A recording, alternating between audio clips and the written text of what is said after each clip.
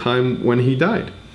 But again, right away we know that he can't be talking about physical death because he's still alive when he said these words. So since it's obvious that we can't take this passage at face value because it doesn't harmonize with the Bible, then how else are we to approach the scriptures?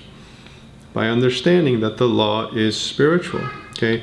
And that we're to look for the spiritual meaning in every part of the Bible. Okay, so let's take a look at verse 9, and I want to read down to verse 11 to get the context. For I was alive without the law once, but when the commandment came, sin revived, and I died. And the commandment, which was ordained to life, I found to be unto death. For sin, taking occasion by the commandment, deceived me, and by it slew me. So does this sound like it relates to any other part of the Bible to you, where sin deceived him? Back in the garden, right? Okay, if we look closer at verse 9, it says, For I was alive without the law once. Okay, we know that Christ died to make payment for sin before the world began. So after God finished creating the world, it was without sin. That's why God could say about his creation that everything he made was very good. So it was during this time that mankind was without sin, because there was no law. Okay, Paul is speaking of the time when Adam was alive without the law, meaning before God gave the commandment. And Paul, like the rest of mankind, was in the loins of Adam. Okay, and we're not exactly sure how much time passed from the creation of Adam till the time God gave the commandment in the garden. In other words, we're not sure how long Adam or Paul or mankind was alive without the law. Also, if you notice, it was a single commandment that God gave Adam. Okay, and this matches with what Paul said in verse 9. Paul said, but when the commandment came. This word is also singular. So we understand that we're on the right track. So before Adam's sin, he was alive both in body and soul. But what happened when the commandment came? The commandment, we know, was given with a consequence of death, but it was actually given for the purpose of life. Okay? This gave Satan the opportunity to enter the garden at the allowance of God to tempt and deceive Eve. And we know that Eve is a picture of the bride of Christ. Okay, so if we think about this for a moment, before the commandment came, there was no possible way for Adam and Eve to die because there was no law to transgress. Okay, but because God's eternal plan to redeem mankind was already set in motion before the world even began, God introduced the law, which he knew mankind would disobey. And they did. So the commandment came, sin revived, and Paul died. Okay, and not only does Paul say he died, but he also tells us how he died. Okay, in verse 11, Paul speaks about himself, but we can see that this is exactly what happened to Eve in the garden. Sin deceived her and slew her. And that's exactly what Paul says happened to him. In verse 11, I'll read it again. For sin, taking occasion by the commandment, deceived me, and by it slew me. Now, Paul didn't physically die when Adam and Eve sinned. He didn't even begin to physically die because he wasn't even born yet. Okay. Yet Paul said the commandment came, sin revived, and I died. This is in the past tense. And since Paul isn't speaking about his physical death in this passage, the only death the Bible will allow to fit here is the death of the soul. Not only here, but also in the garden. Okay, because mankind didn't physically die that day. Okay, it was the death of the soul. That's how they died. So most certainly the Bible does teach that the soul can and does die. Okay, and we know that God told Adam the truth, and Satan lied about not dying the day they would eat thereof. The soul of Adam and Eve died the day they sinned. But the body, the death of the body would follow many years later. Okay, so now let's talk about Cain and Abel for a minute, Adam's and Eve's children.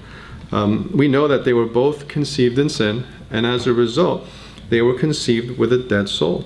Okay, the same is true for every child that was ever conceived of a man and a woman.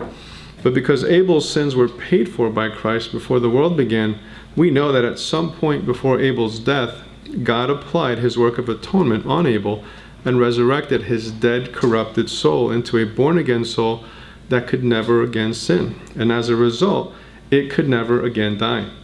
Okay, because this time it was born of the incorruptible seed of the Word of God. Let's take a look at 1 Peter chapter 1. We'll read verses 22 to 24.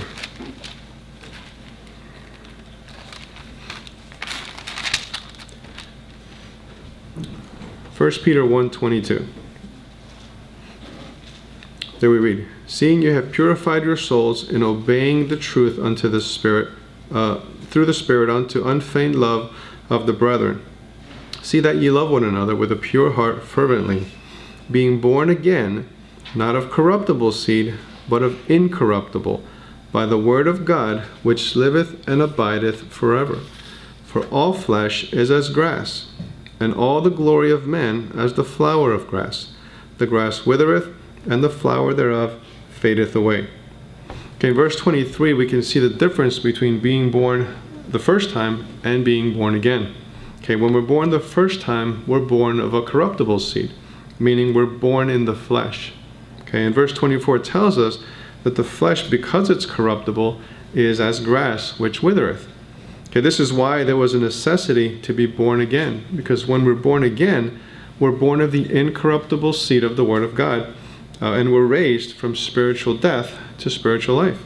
Okay, and because the souls of the elect are born of the Word of God, which liveth and abideth forever, their souls also live and abide forever.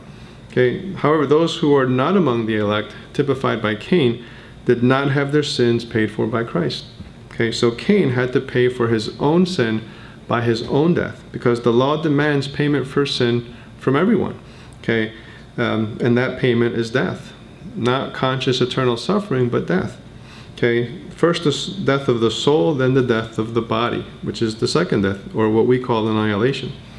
So while Cain and Abel's body were both physically alive, we know that Cain was spiritually dead and Abel was spiritually alive. Okay, and in time, both Cain and Abel physically perished.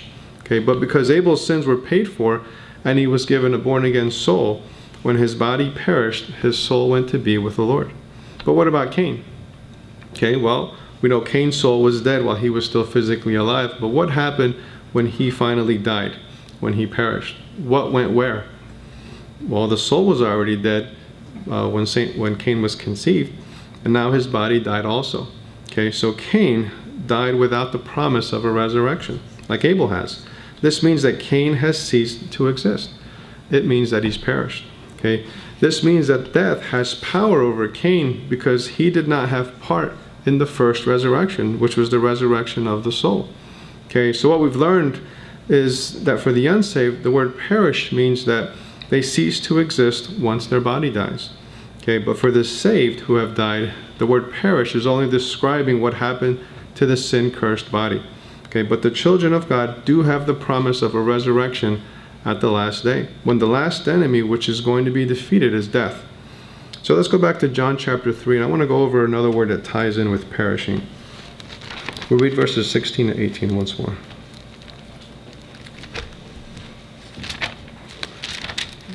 John 3:16. There we read, For God so loved the world that he gave his only begotten Son, that whosoever believeth in him should not perish, but have everlasting life.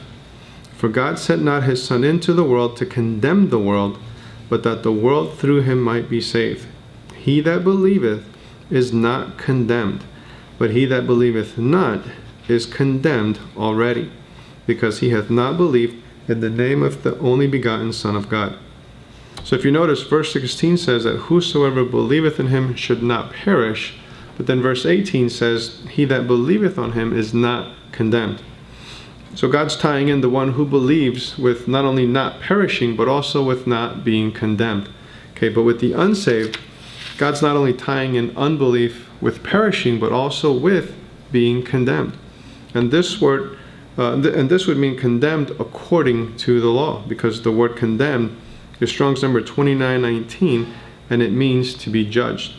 And the judgment of God for sin, again, is death. Okay, death of the soul, and then the death of the body.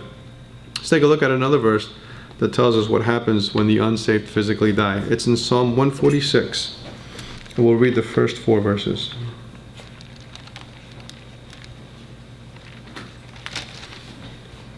Psalm 146, verse 1.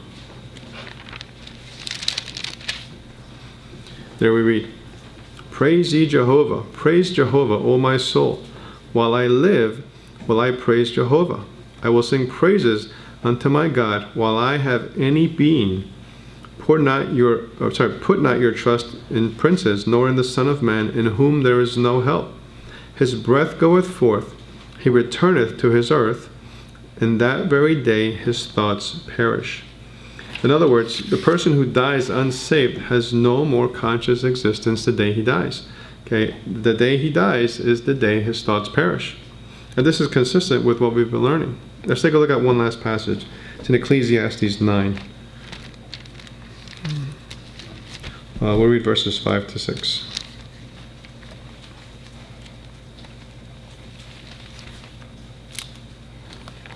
Ecclesiastes 9, verse 5 to 6. For the living know that they shall die, but the dead know not anything. Neither have they any more reward, for the memory of them is forgotten. Also their love and their hatred and their envy is now perished. Neither have they any more a portion forever in anything that is done under the sun. So for the unsaved, we can conclude that to perish means that they don't go on living forever after death, and they no longer have any conscious existence. Okay, let's close here with a word of prayer.